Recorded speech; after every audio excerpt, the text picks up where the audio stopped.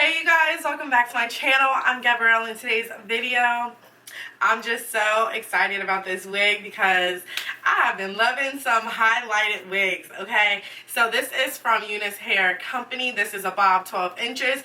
It is a pre-made wig, so that means I did not make it. It is 150% density. If you know, you know. I really don't do 150% density, but this right here, I just feel like it is so stinking cute. Okay, I like how full it is. It is a 13 by 4 lace frontal wig, and if I didn't mention it already, it just has honey blonde highlights. Okay, so when it comes to prepping the wig and installing it, right off the back, let me tell you, you're gonna have to pluck the unit, okay? I feel like I have to pluck it a little bit more, but like I plucked a lot, okay? You're gonna have to do that, and the flyaways is crazy, okay? So crazy. I had to use my Gossipy Glue freezing hairspray to lay it down, mix with some water. I had to do it like a few times because the flyaways, they wasn't trying to go anywhere. They weren't trying to be laid down for nothing. So that gave me somewhat of some difficulties, but other than that, the wig was super easy to curl. I used my Conair curling iron 1-inch barrel, and it literally did its job. I have been into curling my hair but not doing the ends, so the ends are kind of like a little bit straight towards the end. It gives you more of like a beach wave down here.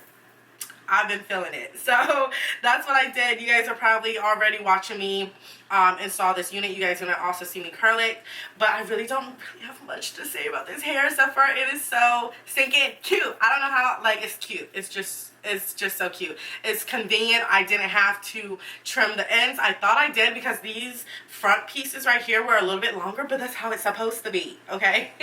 I don't know what I was thinking in my head. I'm just so used to my wigs having blunt cuts, but this is supposed to be like a symmetrical type of bob, and it is giving me all the life that I need right now.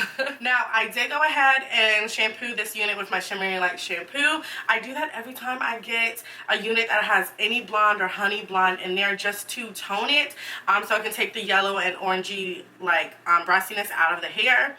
Now, I did go ahead and use my contour powder to like finesse the lace to get it to match my skin color.